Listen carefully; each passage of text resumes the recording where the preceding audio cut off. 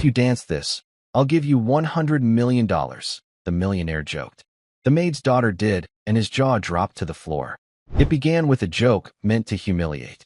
This is what happens when you hire from the bottom of the barrel, sneered billionaire Harrison Vanderbilt, his voice echoing through the crystal-lit ballroom of the Vanderbilt Astoria. The crowd laughed nervously as he pointed at Carol Peterson, a hotel maid frozen in shame, clutching a tray of empty glasses. If you can dance better than my wife, I'll give you $100 million. But if you can't, you're fired. 200 of New York's elite looked on, some amused, others horrified. And then, from the shadows, came a voice clear as glass. She won't dance. But I will. A 10-year-old girl stepped forward, standing between her mother and one of the most powerful men in America. This is the story of how a child's courage defied cruelty and changed everything. Just before we dive in, let us know in the comments where you're watching from today. We love seeing how far these stories reach. And make sure you're subscribed so you don't miss tomorrow's special video. Now let's jump back in. Enjoy the story. A little girl stood against a giant, her courage the only weapon she had. She was about to accept a challenge that could save her mother's life or destroy them both. The world held its breath, wondering if a child's spirit could truly move a mountain of greed. The grand ballroom of the Vanderbilt Astoria Hotel glittered with a cold, sharp light. It was a light that bounced off diamond necklaces and reflected in glasses of champagne that cost more than a month's rent. The air itself seemed heavy, thick with the scent of expensive perfume and the low, confident hum of old money. 200 of New York's most powerful figures were gathered for the annual Vanderbilt Foundation Gala, an event that was less about charity and more about celebrating the immense wealth of one man, Harrison Vanderbilt III. Harrison, a man whose tailored suit was as sharp as his tongue, surveyed the room from his perch near the stage.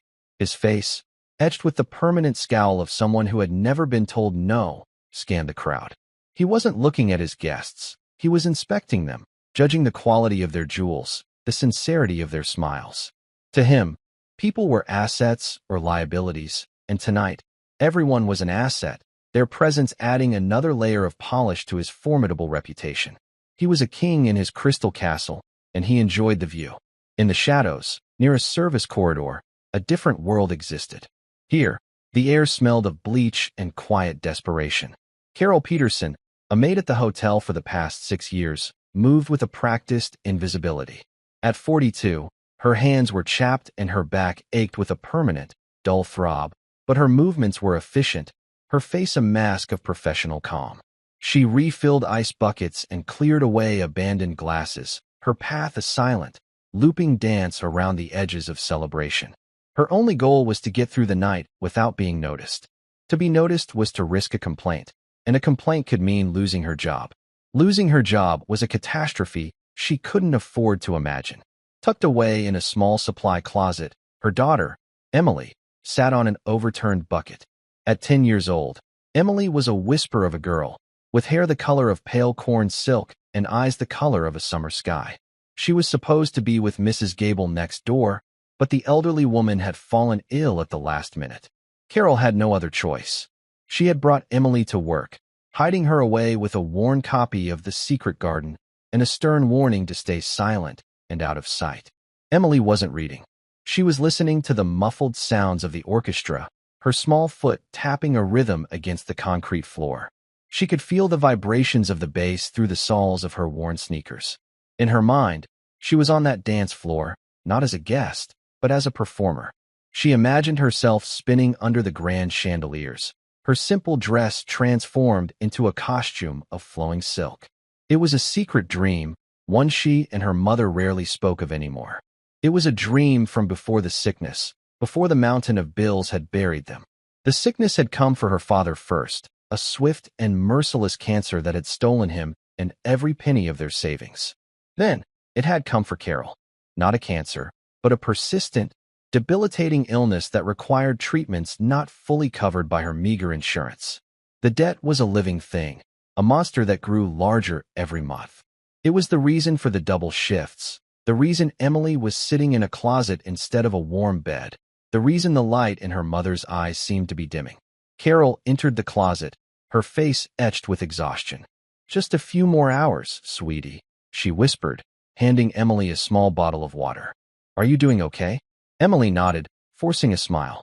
I'm fine, Mom. I can hear the music. A flicker of pain crossed Carol's face. Before, they had always had music in their small apartment. Her husband, Frank, had loved to waltz with her in the kitchen. And Emily was born to dance.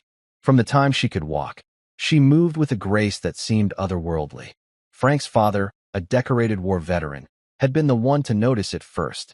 That girl has lightning in her feet and steel in her spine, Sergeant Frank Peterson Sr. used to say, his voice gruff with pride. He had taught Emily her first steps, not ballroom dances, but routines he created himself, based on discipline, strength, and storytelling. Every step has a purpose, little soldier, he'd tell her. Don't just dance. Speak. But the sergeant was gone now, and the dance lessons had stopped 2 years ago. There was no money for classes, no energy left after long shifts, and a constant, heavy fear that Emily might injure herself. An injury, even a small one, was a cost they could not bear. Carol's thoughts were shattered by a sudden, sharp gasp from the ballroom, followed by a man's furious roar. Her heart clenched. She hurried out of the closet, Emily peeking out from behind her. It was worse than she could have imagined. A waiter, young and nervous, had tripped. His tray of drinks had gone flying, arcing through the air in a spray of red wine and shattered glass. And the target, the epicenter of the disaster, was Harrison Vanderbilt III. A dark, ugly stain was spreading across the front of his pristine white tuxedo shirt. The music screeched to a halt. A heavy, dreadful silence fell over the 200 guests. All eyes were on Harrison, whose face was contorted into a mask of pure fury. You incompetent fool, he bellowed, his voice echoing through the vast space. The young waiter was pale, stammering apologies that no one could hear. Get him out of here. Fired, Harrison commanded, waving a dismissive hand. 2 security guards moved in, gently but firmly escorting the tearful young man away. The event manager, a man named Mr. Davies, rushed forward with a cloth. Mr. Vanderbilt, my deepest apologies. A terrible accident. Harrison snatched the cloth and dabbed uselessly at his shirt. Accident. This is what happens when you hire from the bottom of the barrel, Davies. Incompetence. That's the disease of the working class. He scanned the room, his eyes blazing. His gaze landed on the nearest staff member. It was Carol Peterson, who had been frozen in place by the scene, a tray of empty glasses still in her hands. You. Harrison snapped, pointing a finger at her. Cleaning lady. Come here. Carol's blood ran cold. She slowly walked forward, her body trembling. She kept her eyes fixed on the floor, avoiding the sea of curious, judgmental faces. Look at this, Harrison said, gesturing to his ruined shirt as if it were a mortal wound. This is a $5,000 shirt. Do you know how many floors you'd have to scrub to afford a shirt like this? Carol remained silent, her shame a lead weight in her stomach. I asked you a question, he sneered. Laughter rippled through parts of the crowd. I don't know, sir, she whispered, her voice barely audible. Of course you don't, he scoffed. People like you don't think in those terms. You just exist. You plod along, day after day, with no grace, no elegance, no understanding of the finer things. He began to circle her like a shark, enjoying the spectacle he was creating. The initial shock among the guests was starting to curdle into a kind of morbid entertainment. Look at the way you stand, he continued, his voice dripping with contempt. All hunched over. No posture. I bet you couldn't even walk across this floor without tripping over your own feet. You people have no rhythm, no coordination. From the doorway of the supply closet, Emily watched, her small hands clenched into fists. Tears of anger and helplessness welled in her eyes as she saw her mother, her strong, kind mother, being treated like an object of scorn. Her mother, who worked until her body screamed in pain just to keep them fed. Her mother, who hummed lullabies to her at night, even when she was so tired she could barely stand. Harrison stopped in front of Carol, a cruel, brilliant idea lighting up his eyes. You know what? I have a theory. I believe that wealth and grace are connected, that the refinement of the upper class is a real, tangible thing. Let's conduct an experiment. He turned to the stunned orchestra conductor. Play a waltz. The most beautiful waltz you know. The conductor hesitated, but a sharp glare from Harrison sent him scrambling. The soft, Elegant notes of a Viennese waltz began to fill the hall. The melody was beautiful, but in this context, it felt menacing. Harrison turned back to Carol, his smile widening. Here is the deal, cleaning lady. I want you to dance. Right here. Right now. In front of everyone. The crowd gasped. Some people laughed out loud, thinking it a fantastic joke. Others shifted uncomfortably. This had crossed a line from arrogance into pure cruelty. Carol looked up, her eyes wide with terror. Sir, please. I can't. Oh, I think you can, Harrison said smoothly. And to make it interesting, let's make a little wager. He raised his voice for the entire room to hear. It's for the foundation, of course. A bit of fun. He paused for dramatic effect. If you can dance this waltz, right now, with more grace than my wife, I will donate $100 million to the charity of your choice. A wave of murmurs and shocked laughter swept through the ballroom. $100 million. The sum was so ludicrous, so impossibly large, that it made the joke even crueler. It was a number meant to highlight the vast, unbridgeable chasm between his world and hers. He was making a promise he knew he would never have to keep. His wife, Beatrice Vanderbilt, a woman who looked like she was sculpted from ice, glided to his side. Harrison, darling, what are you doing? She murmured, though her eyes danced with amusement. Teaching a lesson, my dear. A lesson in natural order. He looked back at Carol, whose face was now ashen. So what will it be? Dance, and maybe, just maybe, you'll earn a fortune. Or refuse, and I'll make sure you never work in this city again. His voice was low, but the threat was crystal clear. Blackmail. Publicly and without shame. Carol stood frozen, trapped between impossible choices. The weight of every eye in the room pressed down on her. The mocking music swirled around her. Tears began to stream down her cheeks, silent drops of humiliation that she couldn't stop. She was breaking. In front of everyone, she was shattering into a million pieces. And it was in that moment, as the first sob escaped her lips, that a small, clear voice cut through the tension. She won't dance. The voice was not loud, but it had the sharp, ringing clarity of a small silver bell. The entire room turned towards the sound. Emily Peterson stepped out of the shadows of the service corridor and walked onto the edge of the grand ballroom floor. Her back was straight, her chin was up, and her sky-blue eyes were fixed on Harrison Vanderbilt with an intensity that was startling in a child. She walked until she was standing in front of her mother, placing herself between Carol and the billionaire. She won't dance, Emily repeated, her voice steady despite the thunderous beating of her heart. But I will. A profound, absolute silence descended upon the ballroom. Harrison Vanderbilt stared at the 10-year-old girl, his jaw slack with disbelief. The orchestra faltered, the beautiful waltz dissolving into a few confused, discordant notes before stopping completely. 200 of New York's richest and most powerful people stared at the small, blonde girl in the simple cotton dress who had just accepted an impossible challenge on behalf of her mother. The game had just changed, and no one, least of all Harrison Vanderbilt, knew the new rules. The silence in the ballroom stretched for a long, heavy moment. It was finally broken by Harrison Vanderbilt, who let out a short, barking laugh. The sound was sharp and ugly. Some of his guests, taking it as a cue, joined in with nervous, sycophantic chuckles. Well, what have we here? Harrison said, recovering his composure and turning the full force of his condescending gaze onto Emily. A little lion cub has come to defend her mother. How touching. How utterly pathetic. He crouched down, bringing his face uncomfortably close to Emily's. She didn't flinch. She simply stared back, her expression unreadable. What's your name, little girl? Emily Peterson, she said, her voice quiet but firm. Emily Peterson, he repeated, savoring the name as if it were a cheap wine. And you think you can dance? You, a child in scuffed shoes, think you can compete in a challenge meant for your mother?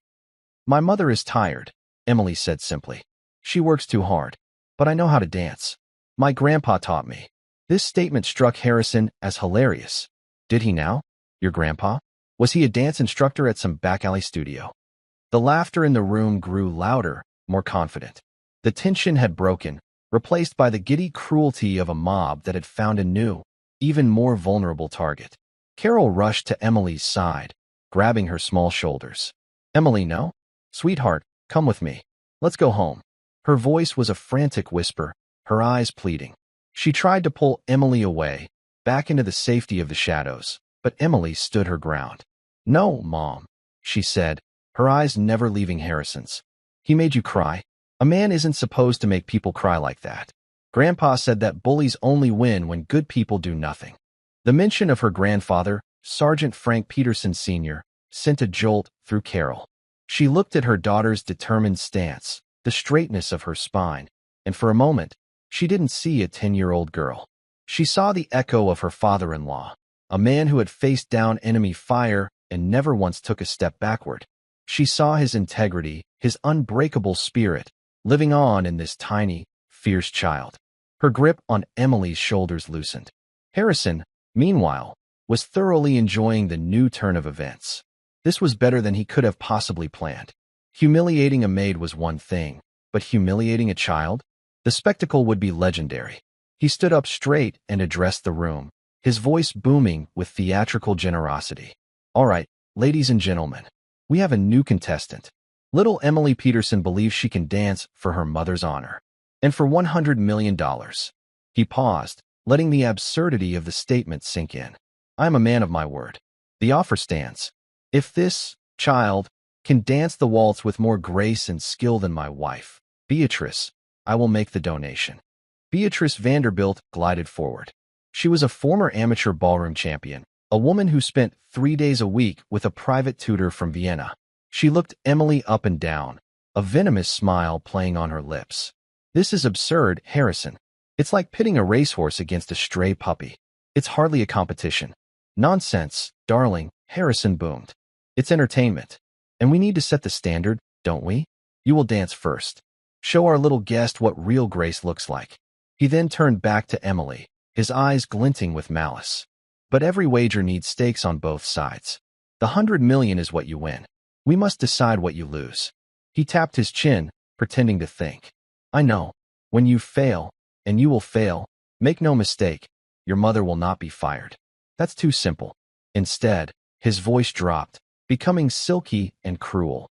"She will get on her hands and knees and personally polish the shoes of every single guest in this room. With her own apron. Tonight." A collective gasp went through the crowd. This time, there was no laughter. The cruelty was now so naked, so profound, that it made even the most callous of his guests shift in their seats. He wasn't just humiliating Carol. He was demanding her complete and utter debasement.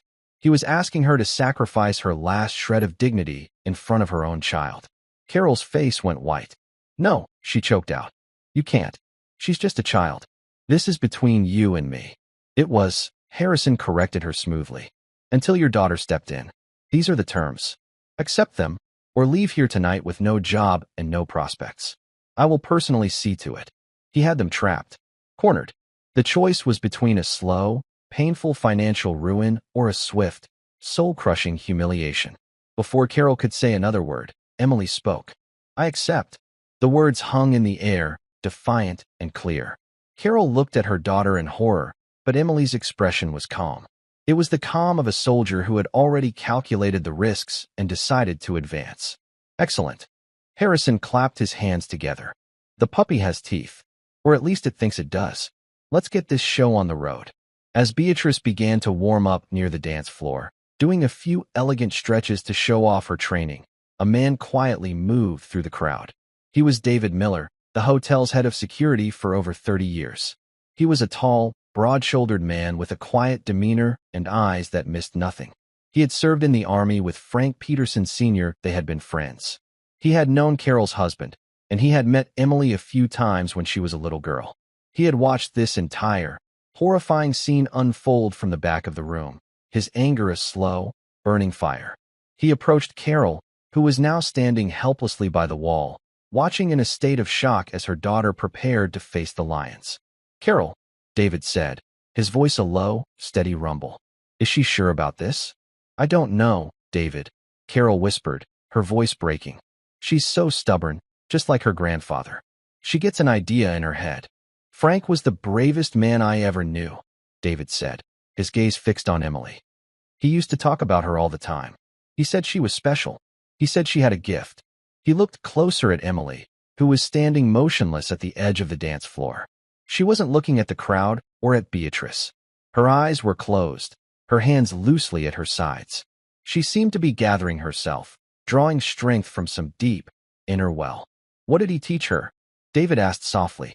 He called it story dancing, Carol murmured, remembering. He said that dance wasn't about fancy steps. It was about telling the truth without words. He made up routines for her. One about a lonely soldier, one about a bird learning to fly. I haven't seen her dance like that in years. David nodded slowly. He had a feeling this would be no ordinary dance. He discreetly pulled out his phone, positioning himself to get a clear view of the dance floor and, more importantly, of Harrison Vanderbilt. He pressed the record button. Whatever happened next, the world was going to see it. On the dance floor, Beatrice was ready. She gave the conductor a nod. The orchestra began to play the Blue Danube, a classic, sweeping waltz. Beatrice began to dance, her movements fluid and technically perfect. She spun across the floor, her expensive gown shimmering under the lights. She was the picture of aristocratic elegance. The guests applauded politely. She was exactly what they expected, beautiful, skilled, and utterly devoid of soul. Her dance was a performance of privilege, a demonstration of lessons well learned and paid for. It was impressive, but it was hollow. She finished with a flourish and a confident smile, curtsying to the audience. Harrison applauded the loudest, a smug, triumphant look on his face. Bravo, my dear. An exquisite performance. That is the standard to beat. He gestured dramatically towards Emily. And now, for our main event. The little mouse takes the stage. The laughter was back, but it was more subdued now. A nervous anticipation had settled over the room. Emily walked to the center of the vast, empty dance floor. She looked impossibly small and alone under the glare of the chandeliers. The contrast between Beatrice's shimmering gown and Emily's simple dress, between Beatrice's confident smile and Emily's solemn expression, was stark. The conductor looked at her. "What song would you like, little one?" he asked, his voice surprisingly gentle. Emily looked at the orchestra, her blue eyes scanning the musicians. Then she said, her voice carrying across the silent room, "Do you know Amazing Grace?" A confused murmur went through the crowd. Amazing Grace? That wasn't a waltz. It was a hymn. It was slow, mournful, and completely unsuitable for the challenge. Harrison laughed dismissively. The child doesn't even know what a waltz is. This is perfect. Play it. Play the funeral dirge. The conductor looked uncertain, but Emily gave him a small, reassuring nod. He sighed and turned to his musicians, giving them quiet instructions. After a moment, the lone, haunting sound of a violin filled the air, playing the first few bars of the beloved hymn. It was a melody of sorrow, but also of hope. Emily closed her eyes. She did not assume a classic ballet or ballroom stance. Instead, she stood with her feet slightly apart, her arms at her sides, as if listening to a voice only she could hear. In her mind, she was back in her grandfather's small living room. She could hear his voice, gravelly and kind. "Don't let them see your fear, little soldier. Let them see your story. Now, show me the story of the fallen sparrow who learned to fly again." As the first full verse of the music began, Emily moved. It was not a dance of celebration. It was a dance of survival. Her first movement was a stumble, a deliberate, heartbreaking fall to her knees. Her small body curled into a ball on the cold, unforgiving marble, a perfect imitation of a bird with a broken wing. It was a posture of defeat, of utter despair. It was her mother, kneeling amidst the broken glass just moments before. It was every person in that room who had ever felt small, helpless, and broken by the cruelty of the world. A few people in the crowd shifted uncomfortably. This was not the clumsy fumbling they had expected. This was something else entirely. Then, slowly, to the mournful notes of the violin, one hand reached out, fingers trembling, grasping at the air. Her body uncurled, not with a smooth, practiced motion, but with a shuddering effort. It was the struggle to rise after being knocked down. Her muscles strained, her face a mask of concentration. She pushed herself up, her legs unsteady, wobbling as she found her feet. She stood, fragile and uncertain, a tiny soldier in the center of a vast battlefield. Harrison Vanderbilt watched, his arms crossed, a smirk still fixed on his face. But the smirk was beginning to feel tight, unnatural. He had expected a child shuffling her feet, a comical display of incompetence. This was a performance. It was strange, unsettling, and it was capturing the attention of his guests in a way Beatrice's technically perfect waltz had not. As the music swelled into its first chorus, a melody of profound sorrow and resilient faith, Emily's movements changed. She began to move across the floor, not in the graceful, gliding steps of a waltz, but with a series of sharp, almost militaristic motions. Her arms cut through the air, her feet stamped the floor in a rhythm that was both defiant and disciplined. These were the steps her grandfather had taught her, the movements he had designed to build strength and precision. It was the story of a soldier, alone and outnumbered, facing an overwhelming enemy. Each step was a battle, each turn a confrontation. She wasn't dancing to the music. The music seemed to be dancing to her. The orchestra, captivated by the raw emotion of her performance, began to follow her lead. The tempo rose and fell with the intensity of her movements. The lone violin was joined by the cellos, their deep, somber tones adding a layer of gravity to the air. Carol watched, tears streaming down her face. But these were not tears of humiliation. They were tears of astonishment and a fierce, surging pride. She recognized the story. It was the one Sergeant Peterson had called The Last Stand. It was the story he had told Emily about a single soldier holding a pass against impossible odds, not for glory, but to protect the people behind him. In this grand ballroom, her daughter was that soldier. She was holding the pass, protecting her mother from the enemy. The dance shifted again. The sharp, combative movements softened. Emily's arms opened wide, her body swaying with a gentle, lyrical grace. She was a bird, testing its mended wing. A series of small, hopeful leaps became larger, more confident. She began to spin, not the tight, controlled pirouettes of a ballerina, but wide, joyful circles, her blonde hair flying out like a halo. She was no longer fighting. She was flying. She was free. The pain and struggle of the first part of her dance were being transformed, redeemed by this soaring, breathtaking expression of hope. The crowd was utterly captivated. The whispers had died. The nervous laughter was a distant memory.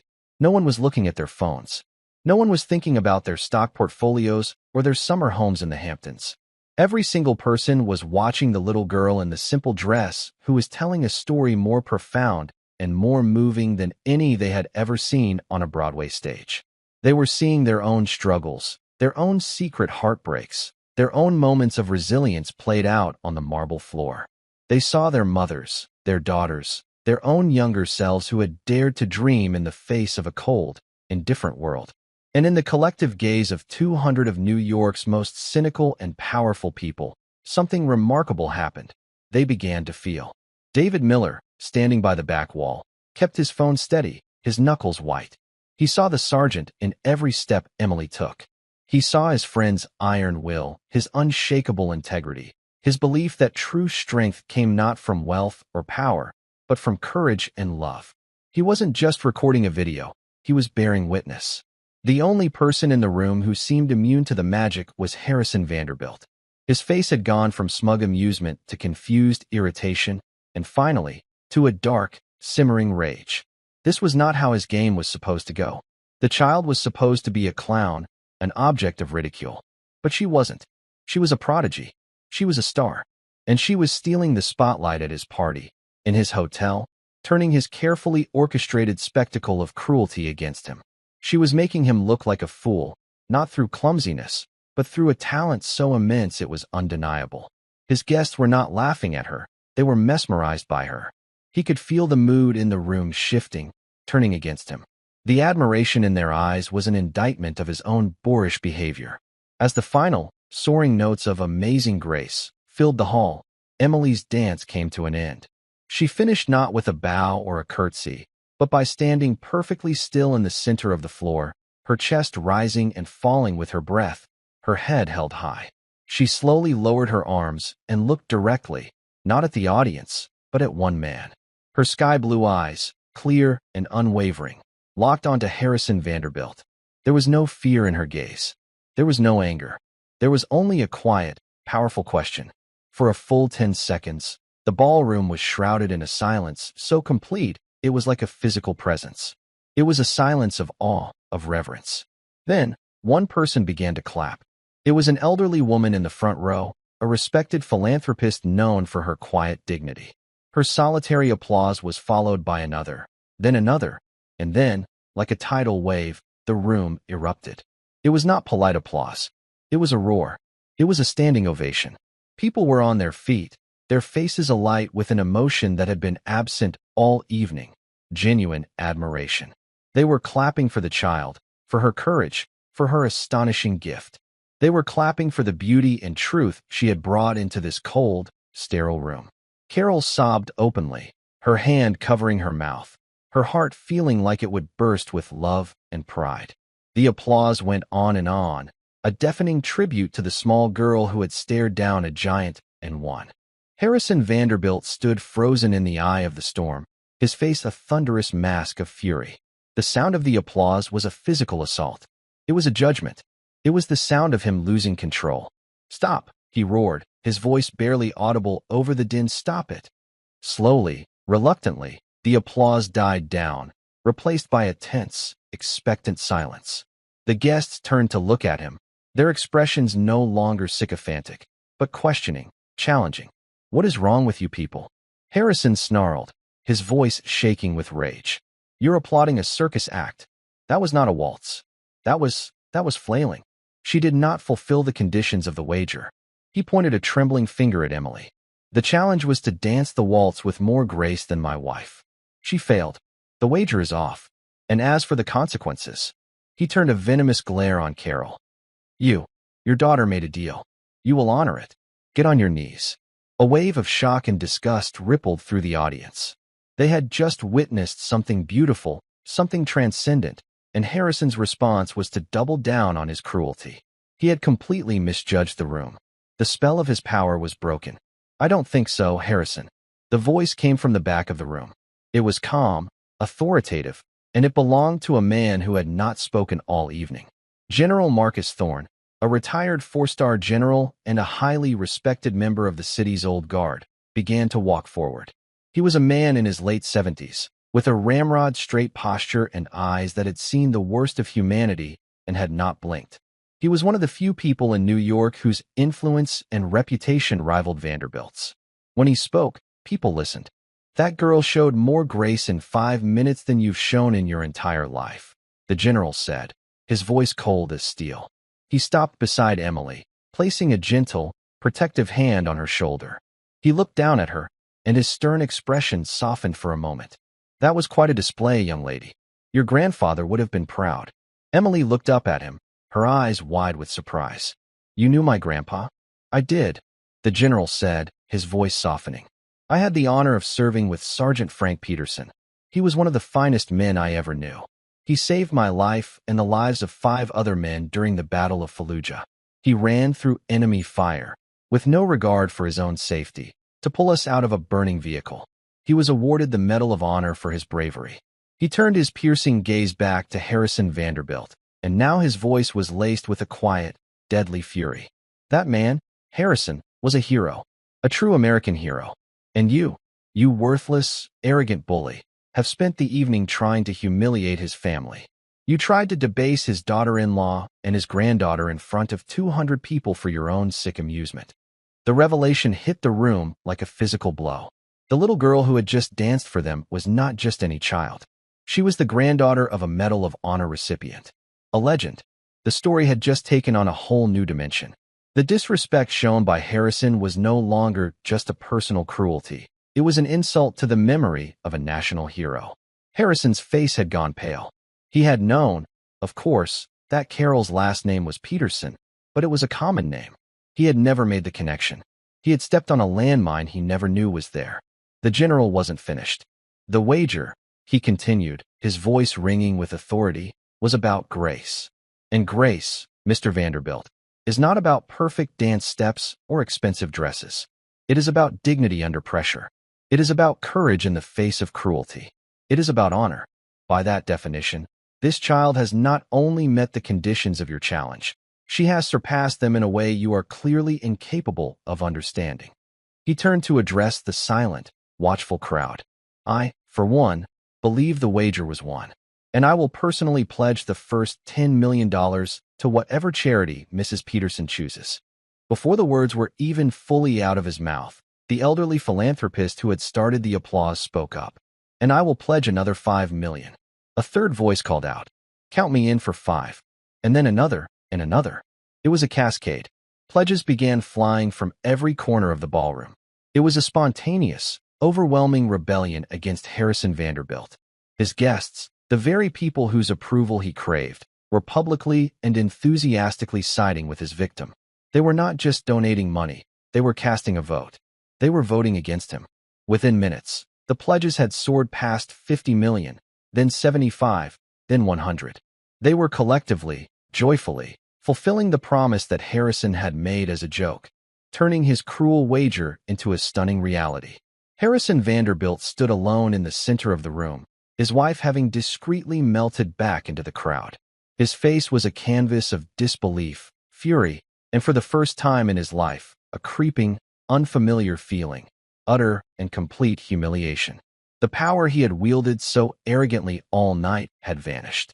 The room, his room, was no longer his.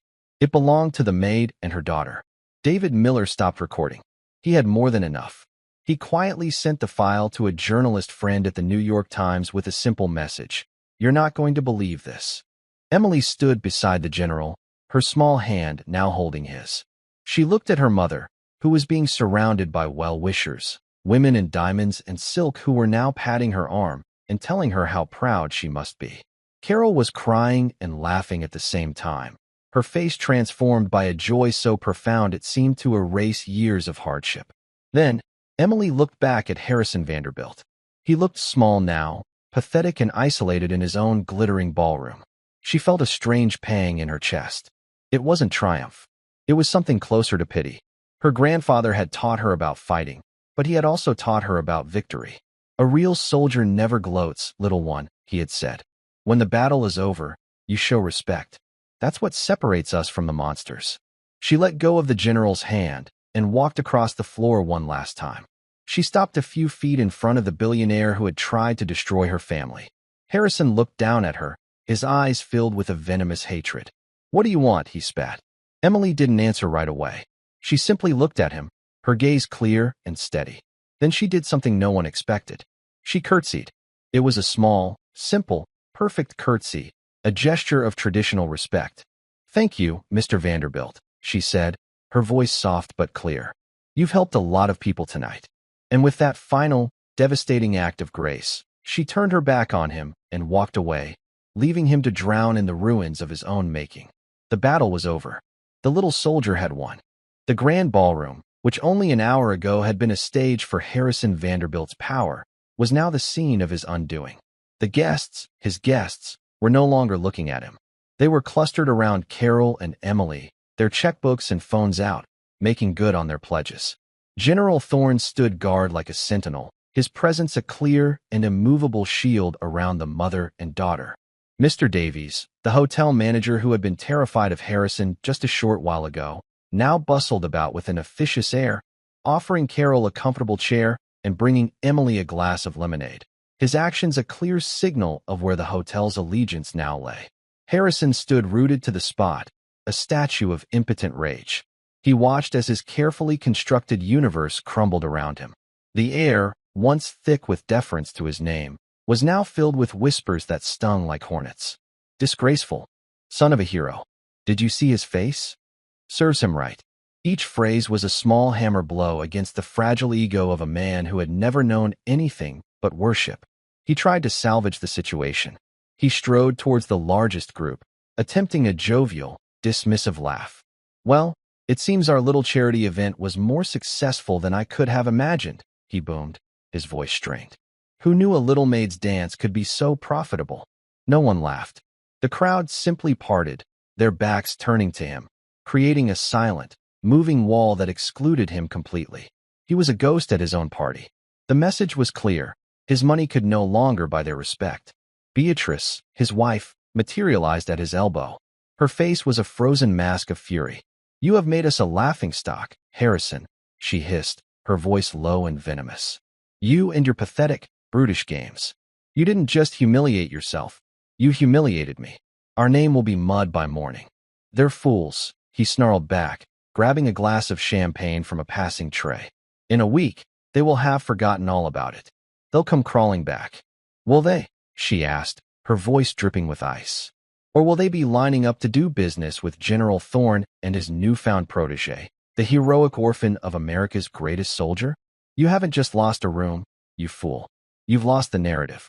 She turned on her heel and walked away, leaving him utterly alone in a sea of his own making. Meanwhile, General Thorne was making arrangements. He had quietly called his personal driver and arranged for a discreet exit for Carol and Emily through a private service elevator. A team from his foundation was already on the phone with Carol, gently walking her through the process of setting up a trust for the donated funds. The sum had officially reached $127 million. "We need to get you and your daughter home," the general said to Carol, his voice kind but firm. "The press will be here soon. It's best if you're not here when they arrive." Carol, still dazed, could only nod. The events of the evening felt like a surreal dream. She looked at Emily, who was now sitting beside the elderly philanthropist, calmly explaining one of her grandfather's favorite dance stories. She seemed completely unfazed by the whirlwind of attention. She had done what she had set out to do. She had protected her mother. For her, the battle was over. David Miller approached the general. "Sir, the car is waiting downstairs. I'll escort them." "Thank you, David," the general said, shaking his hand firmly. "You did a good thing tonight. Frank would be proud of you, too." He then crouched down in front of Emily. "Young lady," he said, "you are a remarkable person. I have a feeling this is just the beginning of your story." Emily smiled, a real, genuine smile for the first time that night. "Thank you, sir, for helping my mom. She has a good daughter," the general replied, his eyes crinkling at the corners. "That's the best help she could ask for."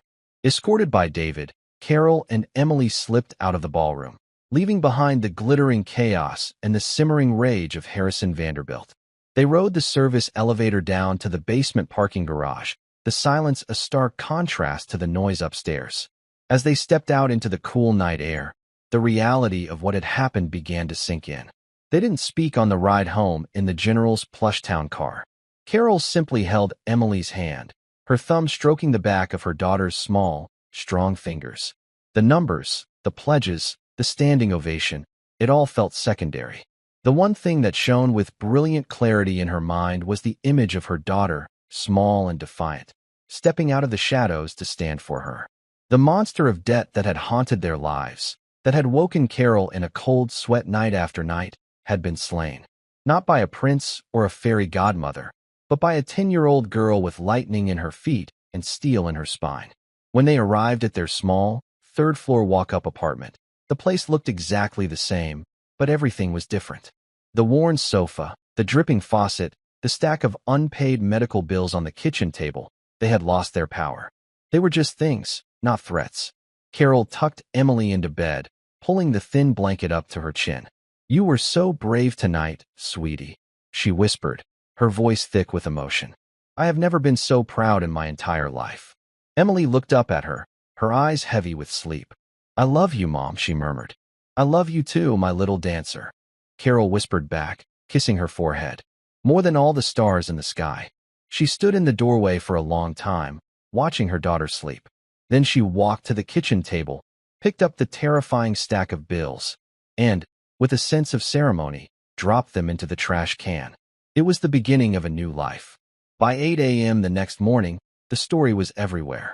The video David Miller had sent to his journalist friend had not just been published, it had exploded. It was the lead story on every news website, every morning show, every social media platform. The headline in the New York Times read, "Vanderbilt's Folly. Billionaire humiliated by Maid's daughter in $127 million charity dance-off." The video was devastating. It showed Harrison's cruelty in stark, undeniable detail. His sneering words, his public blackmail, his rage-filled attempt to deny Emily her victory. It was all there for the world to see. In contrast, Emily's quiet dignity and her breathtaking, emotional dance were even more powerful on screen. The internet fell in love with her. She was dubbed the Vanderbilt Waltz Girl, a symbol of courage and grace. Memes were created. Harrison's furious face next to Emily's calm one, with captions like "Grace under fire" and "The real rich." The backlash against Harrison Vanderbilt was immediate and catastrophic. The stock price of Vanderbilt Holdings plummeted by 30% at the opening bell. Sponsors of the Vanderbilt Foundation Gala began pulling their support, issuing public statements condemning Mr. Vanderbilt's abhorrent behavior. The board of directors of 3 major corporations on which he sat called emergency meetings. By noon, he had been asked to resign from all of them. His social world evaporated. Invitations were rescinded. Phone calls went unreturned. The powerful friends who had laughed at his cruel jokes the night before were now publicly distancing themselves from him, treating him like a contagion. In the brutal, unforgiving calculus of public opinion, Harrison Vanderbilt had become a liability. He was no longer a king. He was a pariah. For Carol and Emily, the world had also turned upside down, but in the most wonderful way. Their small apartment building was besieged by news vans. Bouquets of flowers from anonymous well-wishers crowded the hallway. General Thorne had provided them with a lawyer and a financial advisor, who were now managing the flood of requests and the logistics of the newly formed Peterson Grace Foundation. Carol, with the general's guidance, had chosen the charity. The foundation's mission would be to provide financial aid to families buried by medical debt and to fund arts programs, specifically dance programs, for underprivileged children. The story had touched a nerve across the country, and donations from the public began to pour in, swelling the foundation's endowment even further. Life changed in 1,000 small and large ways. The first thing Carol did was quit her job at the hotel, submitting a simple, dignified letter of resignation. She then paid off every penny of their debt. For the first time in years, she felt the crushing weight lift from her shoulders. She could breathe again.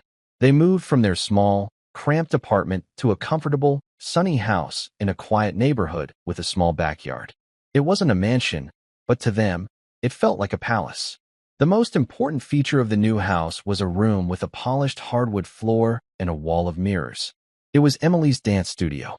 Emily was offered scholarships to every prestigious dance school in the country, from Juilliard to the School of American Ballet. But after visiting several, she made a decision that surprised everyone. She chose a smaller, less famous school run by a retired Russian prima ballerina named Madame Anya Volkov. Madame Volkov was known for her focus not just on technique, but on the emotional storytelling of dance, the very thing Sergeant Peterson had instilled in Emily. When they met, the elderly woman watched Emily dance for a full 10 minutes in silence. Then she simply said, "You have an old soul, child. You do not dance to impress. You dance because you must. This is a rare gift. I will teach you how to protect it." Emily thrived under Madame Volkov's tutelage. She learned the discipline of classical ballet, the freedom of modern dance, and the intricate rhythms of a dozen other styles. But she never lost the raw, emotional core of her grandfather's teaching. Her dancing was a unique fusion of military precision and breathtaking grace, a style that was hers and hers alone. She remained grounded, despite the fame. General Thorne acted as a grandfather figure, shielding her from the worst of the media glare and ensuring she had as normal a childhood as possible. She went to school, made friends, did her homework, and spent her evenings and weekends in her studio, pouring all the joy and sorrow and wonder of her young life into her movements. The world watched her grow up. Occasional news stories would show her winning competitions, her talent blossoming into something truly world-class.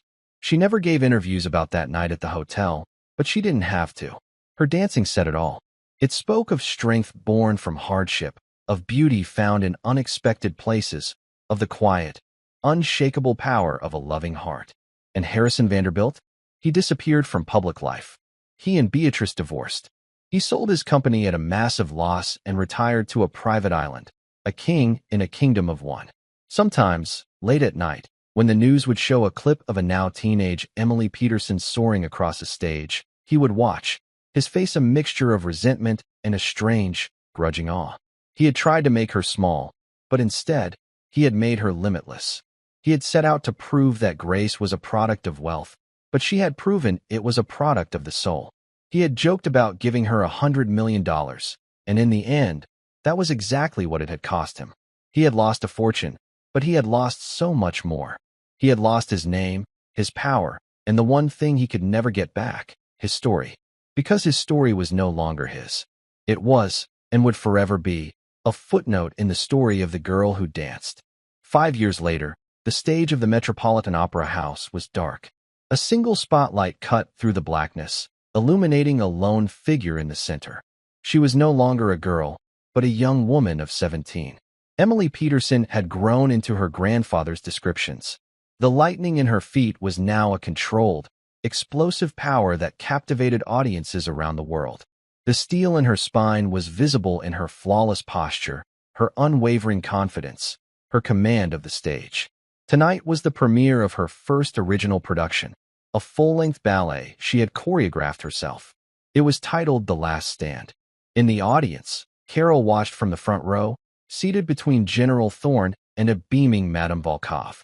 Carol was a different woman now. The lines of exhaustion on her face had been replaced by the soft glow of purpose and peace. She was the respected director of the Peterson Grace Foundation, an organization that had, in 5 short years, helped thousands of families escape the crushing prison of medical debt. It had also built and funded dozens of Grace studios, free dance schools in impoverished neighborhoods across the country, ensuring that children with a gift would never have it silenced by a lack of money. She was no longer invisible. She was a force for good, her quiet strength now amplified, touching countless lives. The ballet began. It was the story of that night, retold not with words, but with the universal language of movement. The first act depicted a world of cold, sharp angles and arrogant, strutting figures in glittering costumes. The lead male dancer, representing Harrison Vanderbilt, was a whirlwind of aggressive, domineering movements, his choreography a brilliant, scathing critique of empty power. The corps de ballet, representing the party guests, moved like puppets, their actions dictated by the lead. Then, a small, solitary dancer entered the stage. She moved with a quiet, efficient grace, clearing away the props left by the others. It was the maid. Another dancer, portraying a young Emily, watched from the shadows. The audience was silent, completely enthralled. The pivotal scene arrived. The confrontation. The music, a powerful, modern score composed specifically for the ballet, swelled with dramatic tension. When the Vanderbilt character turned his fury on the maid, the dancer portraying Emily stepped forward. The music stopped. A single, haunting violin began to play Amazing Grace. And then, Emily Peterson danced.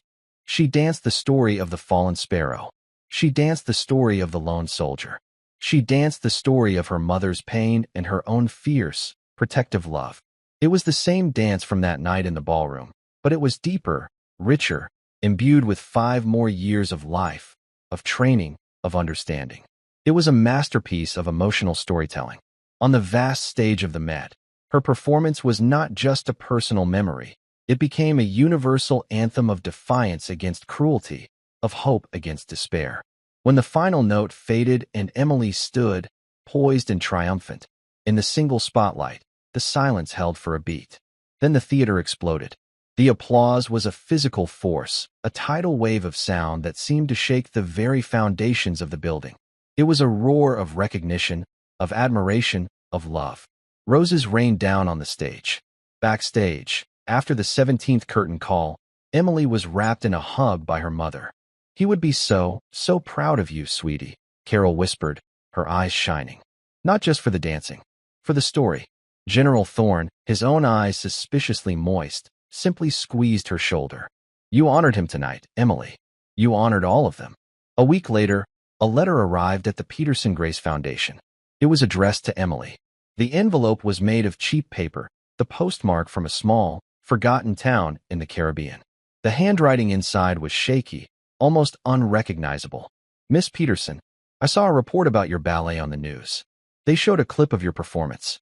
It was remarkable. I live a very quiet life now. The world has forgotten me, and that is for the best. For a long time, I was consumed by a bitterness so profound I thought it would be the end of me. I lost everything I valued, my money, my name, my wife, my so-called friends. I deserved to lose it all. What I didn't understand that night, and for many years after, was that I had lost the most important thing long before I ever met you. I had lost my own humanity. In my world, People were objects, tools to be used for my own advancement and amusement. Kindness was a weakness. Cruelty was a form of power. You taught me, and the entire world, how wrong I was. Your dance that night was not an attack. It was a lesson. I was not a worthy student at the time, but the years have a way of forcing you to learn. I do not write this letter asking for your forgiveness. That is something I have no right to ask for. I write simply to acknowledge a truth it has taken me a lifetime to understand. Grace is not something you can buy. It is something you must build within yourself, often from the ashes of your own mistakes. Your dance showed me that. Thank you. Sincerely, H. Vanderbilt. Emily read the letter twice, then handed it to her mother. Carol read it, her expression thoughtful. It seems, she said softly, that even a fallen sparrow can learn to fly again. Emily folded the letter and put it away.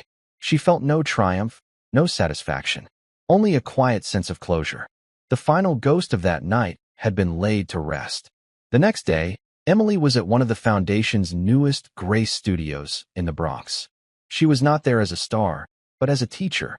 She moved among a group of wide-eyed 10-year-olds, adjusting a small girl's posture, offering a word of encouragement to a shy boy in the back. She was showing them the first steps of a simple routine. It was a dance her grandfather had created for her years ago. It was a story about planting a seed in hard ground and tending to it with patience and love, until, against all odds, it grows into something beautiful and strong. As the children danced, their faces alight with the pure, uncomplicated joy of movement, Emily watched them, her heart full. This, she realized, was the true victory. It wasn't the applause or the fame. It wasn't the downfall of a cruel man. It was this. It was passing the gift on. It was ensuring that the legacy of Sergeant Frank Peterson Sr., a legacy of courage, integrity, and grace under fire, would live on, not just in a world-famous ballet, but here, in the hopeful, stomping feet of a new generation of dancers. The battle had been won that night in the ballroom, but the story, her story, their story, would be told forever. In every child who found their strength, in every family lifted from despair, in every note of a haunting hymn that promised that even when you are lost, you can still be found. The dance would go on. And that's where we'll end the story for now. Whenever I share one of these, I hope it gives you a chance to step out of the everyday and just drift for a bit. I'd love to know what you were doing while listening. Maybe relaxing after work, on a late-night drive, or just winding down. Drop a line in the comments. I really do read them all. And if you want to make sure we cross paths again, hitting like and subscribing makes a huge difference. We are always trying to improve our stories, so feel free to also drop your feedback in the comment section below. Thanks for spending this time with me.